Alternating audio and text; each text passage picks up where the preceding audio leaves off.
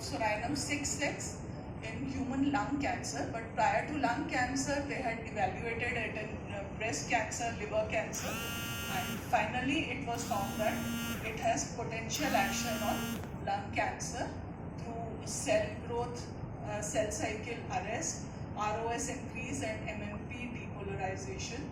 It also affects the apoptotic pathway activation by upregulating P53 and BAX and downregulating BCL2.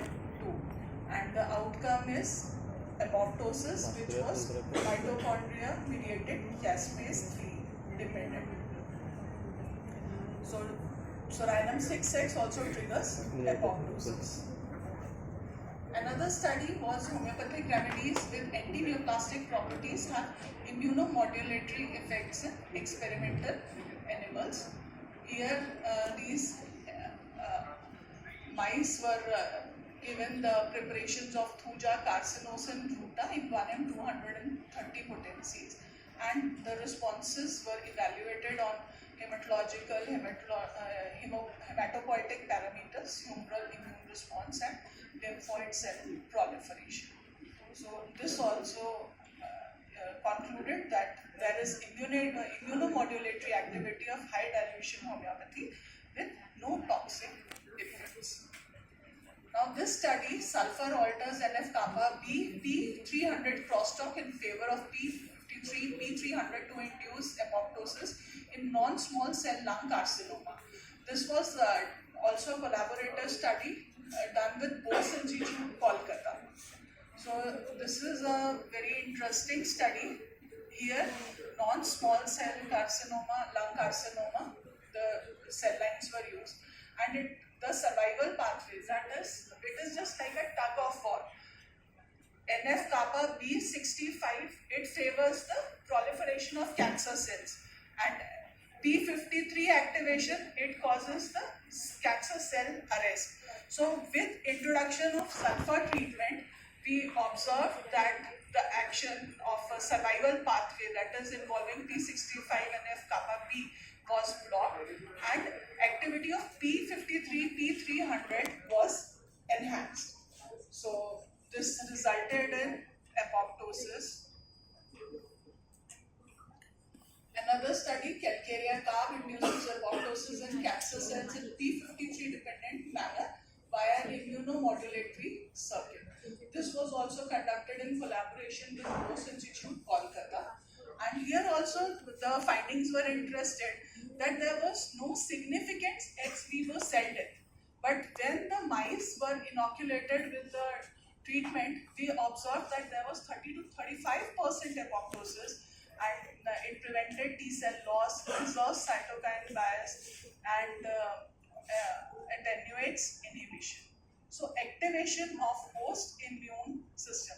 This is another message we need to learn, that what we are seeing in cell lines, we cannot exactly replicate in vivo model, and what is happening in vivo model, it is not necessary that it may happen in the cell lines. So the two-step mechanism was identified: immunomodulatory circuit activation with cancer cell apoptosis, and P53 dependent pathway with down regulation of BCL2, upregulation of BAX. So calcarea carb induces tumor apoptosis via immunomodulatory circuit and P53 pathway, and it can be a potential immunotherapeutic. Coming on to the clinical studies, there are few clinical studies which are available. Otherwise, most of them are on the quality of life of the patient. This study, I've picked only such studies which have some translational value. And this studies, is there a role for homeopathy in breast cancer surgery? A first randomized clinical trial on treatment with Arnica montana to reduce post-op seroma and bleeding in patients undergoing total mastectomy. So this study was conducted from 2012 to 14 to evaluate Arnica montana in unilateral total mastectomy patients. So it was seen that there was mean low volume of seroma when treated with arnica with significant reduction in day 2 entry when adjusted analysis was convened, and there was no significant difference in pain, bruising and hematomas. So this may reduce post-operative blood or seroma, and further studies are required. This is another study by Gatner on additive homeopathy in cancer patients, retrospective survival data from a homeopathic outpatient unit at Medical University of Vienna.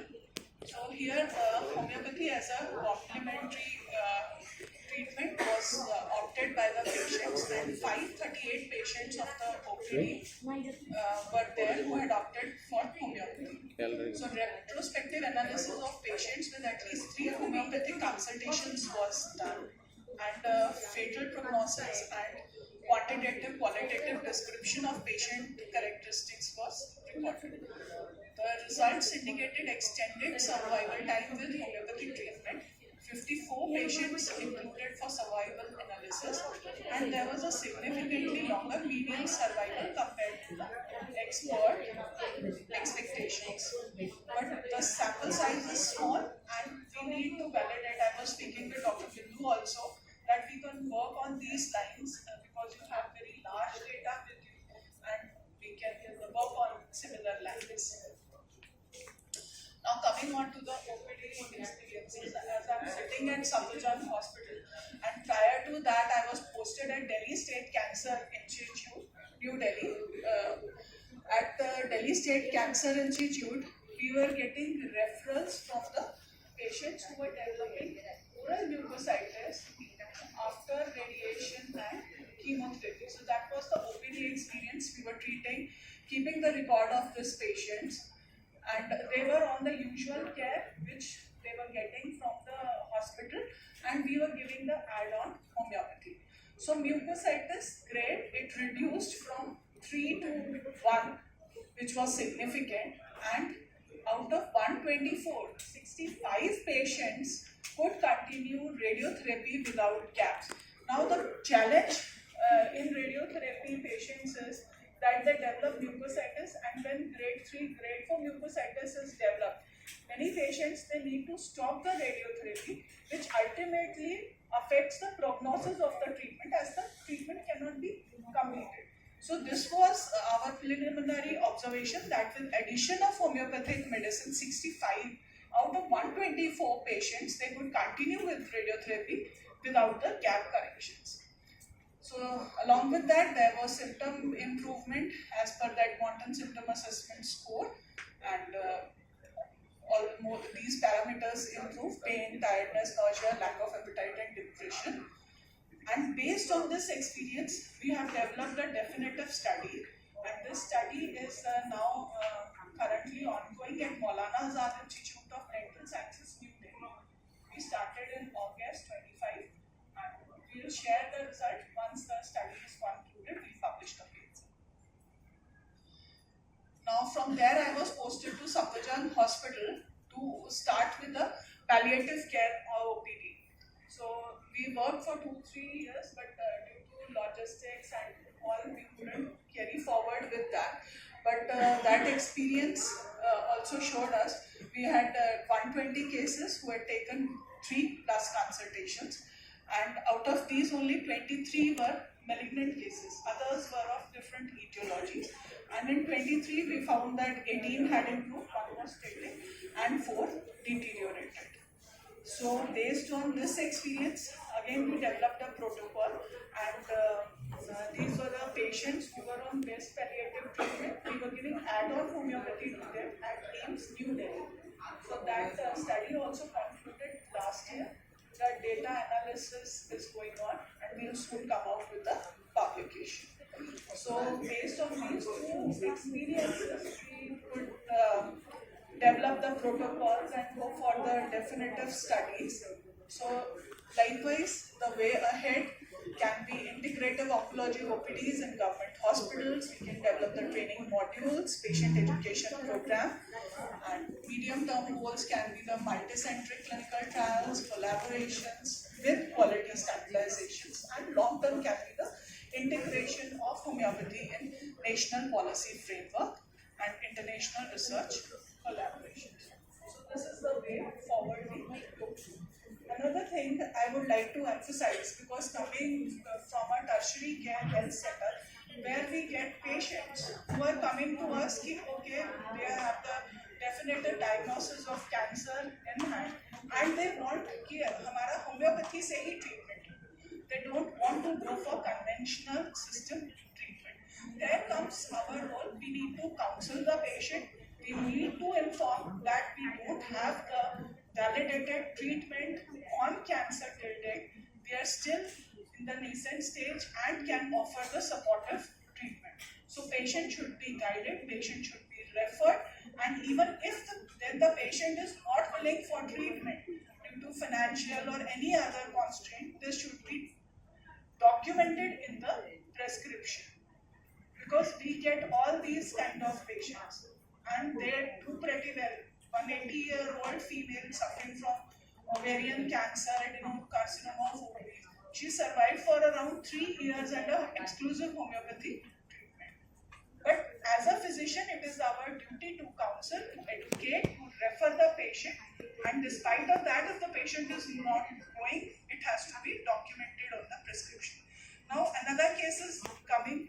For example, we have a case of CA esophagus. After surgery, patient has developed a stricture. Hiatus hernia was there. So, patient was advised to go for the stenting 3 years back, and still the patient is continuing with homeopathy without stenting and without need of repeated dilatation. So, we have our areas, these domains need to be explored, but with full caution and time to time evaluation of the patient.